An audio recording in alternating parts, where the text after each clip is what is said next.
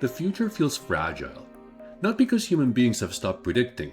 We have more data than ever. More models, more forecasts, more projections, more scenarios. We can predict climate trends, economic risks, population shifts, technological disruptions, political instability.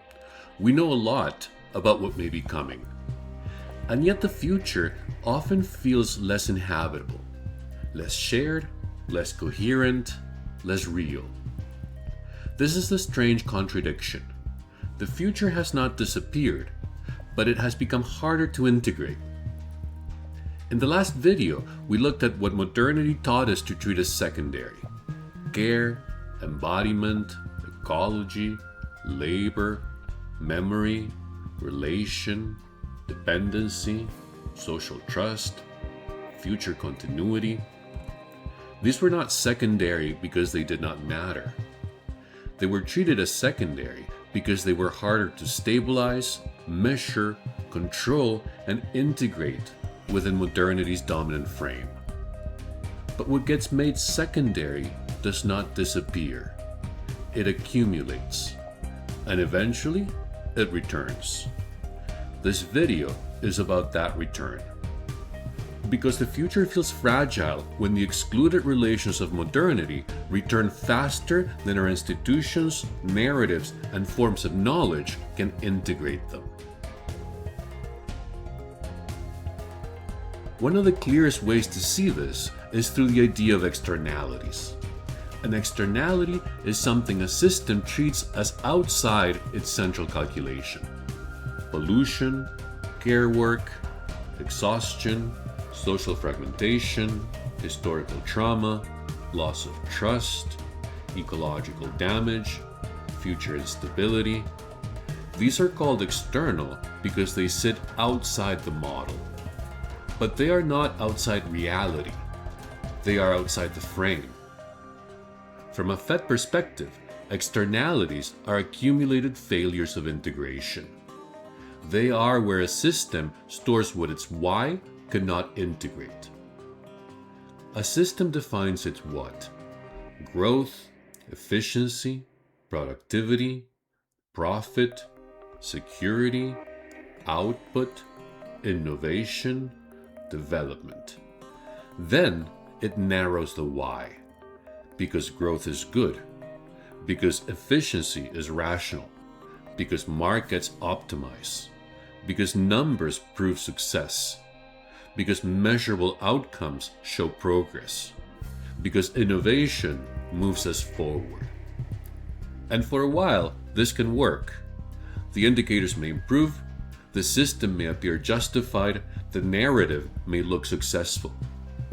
But if the wider relations are not integrated, ecology, care, labor, embodiment, meaning, history, trust, future consequence, then the success becomes brittle. It can be right inside the frame and unstable beyond it. The system may be locally justified, but relationally insufficient. This is why externalities matter so much. They are not side effects in any simple sense. They are signals of under-integration. They show us what the system depends on, but cannot properly include. And when enough externalities accumulate, they stop looking external. They begin to reorganize the whole situation. They return as crises. This is one of the most important points. Modern societies often know about their problems. They're not simply ignorant. We know climate change is real. We know care work matters. We know inequality persists. We know many people are exhausted. We know institutions are losing trust. We know loneliness is rising. We know ecological systems are under strain. We know the future cannot simply be an endless extension of present consumption. But knowing that something exists is not the same as integrating what it means. A society can know about a problem and still fail to reorganize itself around what that problem reveals. The what is visible, but the why remains too narrow. The system knows enough to name the problem, but not enough to transform the frame that produces it. Climate change is a clear example. The what is strong. The planet is warming, human activity is a major cause, carbon dioxide traps heat, extreme weather risk increases, sea levels rise, ecosystems destabilize. The science is not the weak point. The weak point is integration. What does this mean for economics? For politics? For housing? For food systems? For transportation? For energy? For responsibility? For justice? For memory? For the kind of future we are willing to build? The what is settled enough to act, but the why is not integrated enough to coordinate action. And that is why the problem persists. Not because we lack information, but because the information has not been integrated into the structures that organize collective life. This is what PHET helps us see. A crisis is not only a failure to know, it is often a failure to integrate what is already known.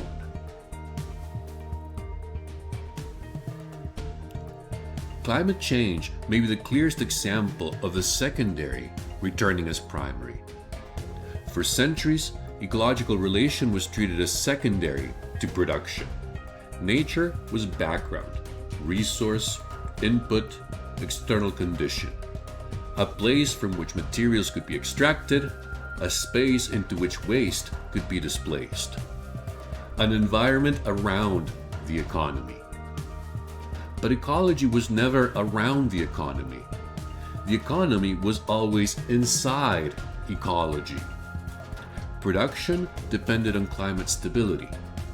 Agriculture depended on soil, water, seasons, pollination, and predictable weather. Cities depended on habitable environments. Markets depended on energy flows, transportation routes, and material extraction.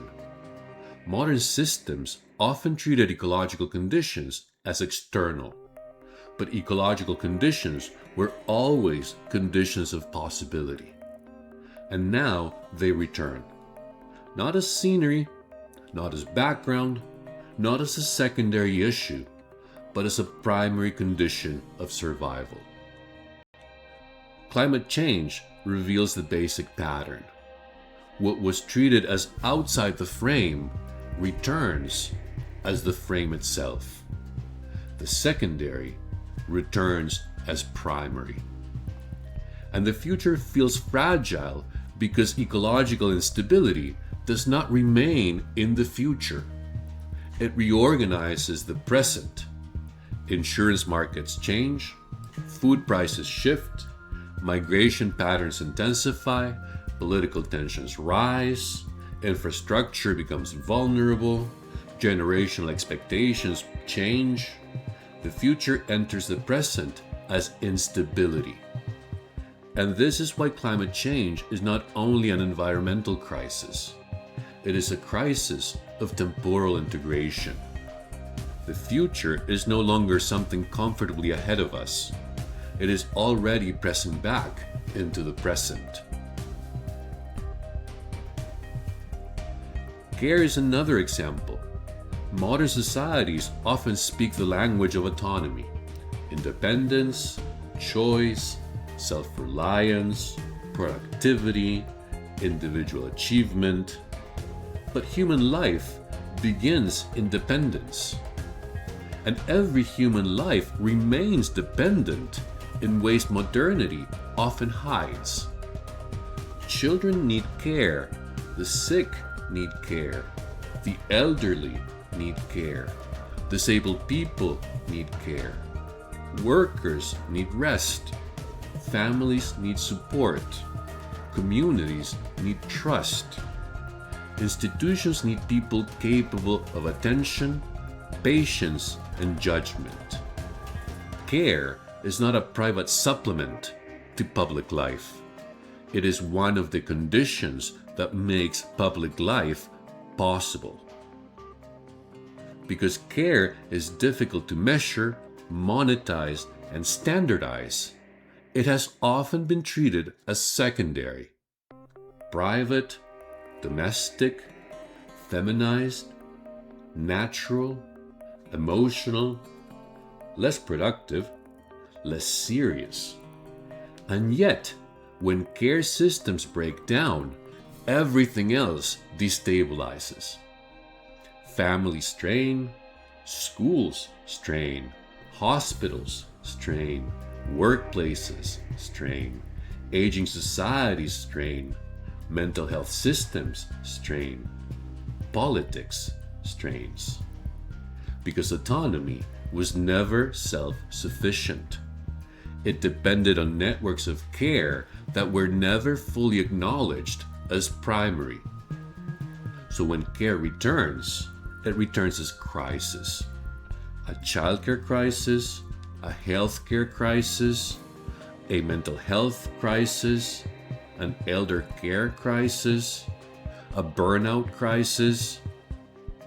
But these are not separate failures. They are signs that a society organized around productivity did not integrate the conditions that make productive life possible. Again, the secondary returns as primary. Labor shows the same structure. Modern systems often see labor through output: hours, productivity, efficiency, performance, deliverables, growth. But workers are not units of output. They are embodied temporal beings. They have attention limits, emotional limits, physical limits, relational lives, families, histories, needs, futures. A system can ignore these things for a while.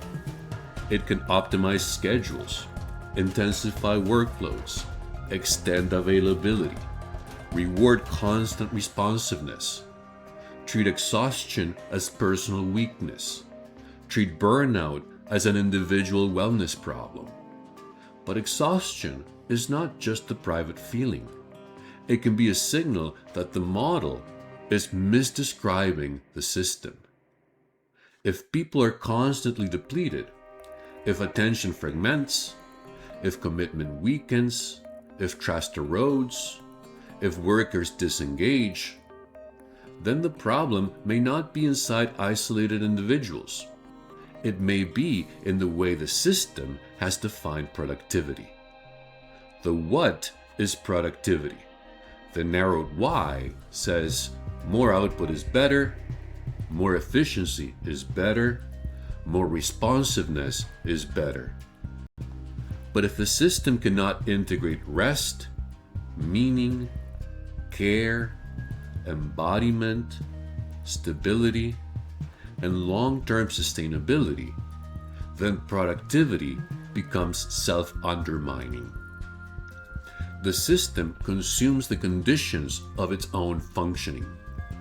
And eventually, exhaustion returns, not as a side issue, but as a structural limit.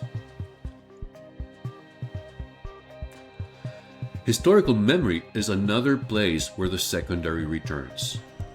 Modern societies often want to treat the past as past, especially when the past is violent. Colonial violence, slavery, racial violence, dictatorship, displacement, state terror, genocide, exclusion, exploitation. A society may say, that was then, we need to move on, we need to be practical, we need to focus on the future. But memory is not a storage container full of old facts. memory is part of how a society organizes what the present means and what futures are possible. If violence is not integrated, it does not simply vanish. It shapes trust, it shapes belonging, it shapes identity, it shapes institutions, it shapes what people believe is possible, it shapes who feels protected by the law, who feels seen by the nation, who feels the future belongs to them. A society can know what happened and still fail to integrate why it matters. It can acknowledge facts without transforming the structures that made those facts possible. This is why memory struggles are not just about the past. They are struggles over the future. What kind of future can be built if the past remains unintegrated? Who gets to belong to that future? Whose suffering counts? Whose memory becomes public?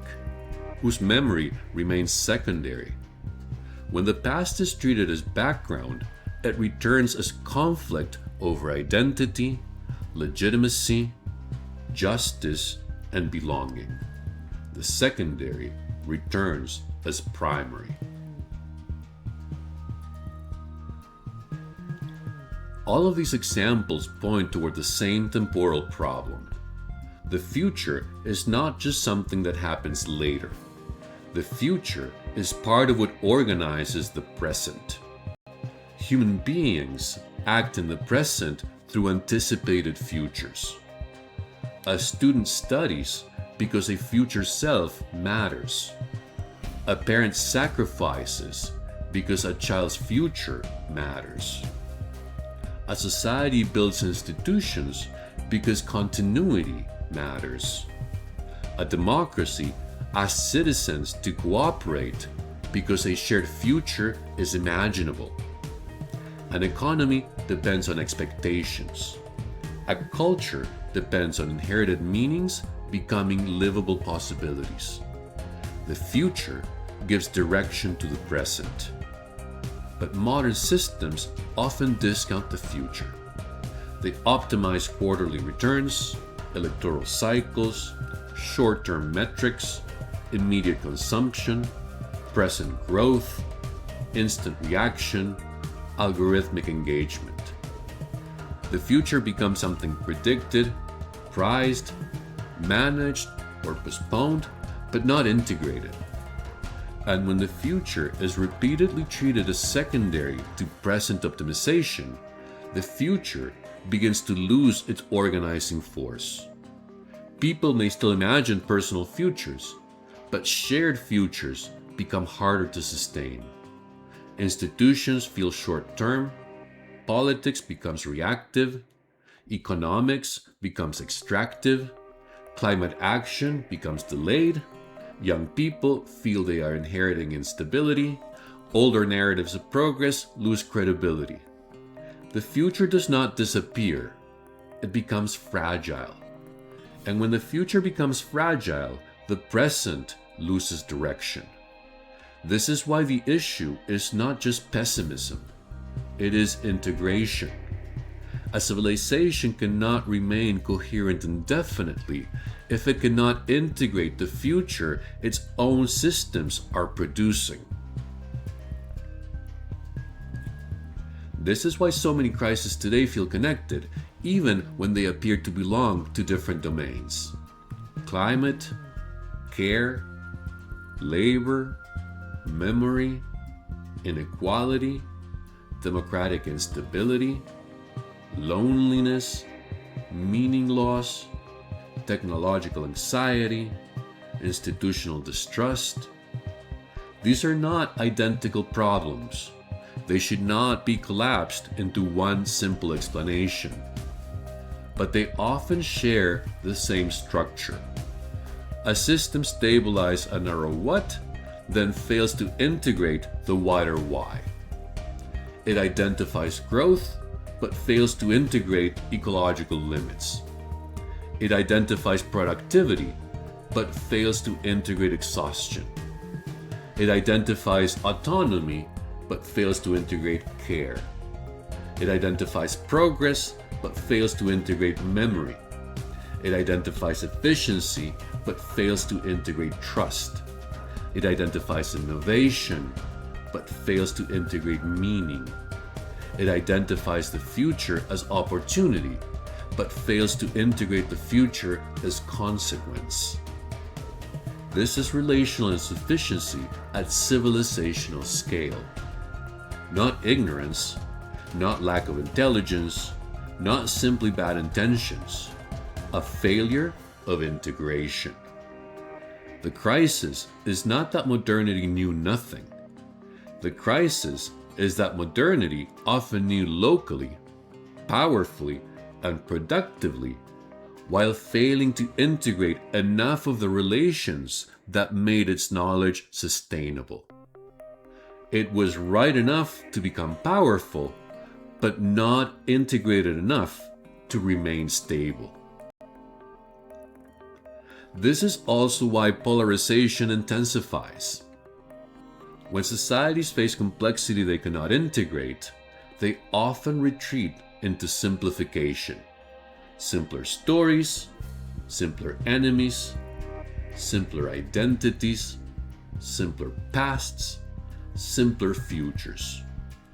A world full of returning exclusions is difficult to hold. Climate requires integrating present comfort with future consequence. Care requires integrating autonomy with dependence. Memory requires integrating pride with violence. Inequality requires integrating individual responsibility with structural history. Technology requires integrating innovation with meaning and human development. These are difficult integrations. They require patience, interpretation, historical depth, ethical reflection, and the ability to hold more than one thing together. But when integration fails, the narratives simplify. The what becomes rigid. This is who we are, this is who is to blame, this is what happened, this is what must be done. And the why becomes impoverished because they are evil, because outsiders ruined everything, because elites betrayed us, because the past is pure, because the future can be restored by force. This is not only a political problem, it is a temporal relational problem. Polarization often emerges when societies lose the capacity to integrate complexity into shared meaning. And that is why the next video will focus more directly on polarization. Because when the future feels fragile, many people do not move toward deeper integration. They move toward narratives that make the whole world feel simple again. PHET suggests that the answer is not to abandon modern knowledge. It is not to abandon science, measurement, prediction, or abstraction. The answer is to make abstraction accountable to what it excludes. A more integrated civilization would not treat ecology, care, labor, memory, meaning, trust, and future continuity as secondary. It would understand them as conditions of possibility. It would still measure, but it would ask what measurement excludes. It would still model, but it would ask what the model cannot integrate. It would still innovate, but it would ask what futures innovation is producing. It would still value efficiency, but it would ask whether efficiency is consuming the conditions that make life coherent. In PHET terms, the future must be integrated into the present, not as prediction alone, not as a forecast sitting somewhere in a report, but as part of how institutions define what matters now. Because the future is not simply later. The future is one of the dimensions through which the present becomes meaningful. If we cannot integrate future consequence, we cannot understand present action. And if we cannot understand present action, we cannot build systems that remain coherent under change. The future feels fragile not because it disappeared. It feels fragile because too much that was excluded is returning at once. Ecology returns, care returns, labor returns, memory returns, inequality returns, trust returns, meaning returns, the future itself returns. Not as promise, but as pressure. Modernity became powerful by narrowing what needed to be integrated. But the world did not become narrow. Reality remained relational. And now the relations treated as secondary are forcing themselves back into the center. This is why so many problems feel connected, because they are connected through the same failure of integration. The future feels fragile when a civilization can no longer hold together the consequences of its own abstractions. In the next video, we'll look at what often happens next: polarization.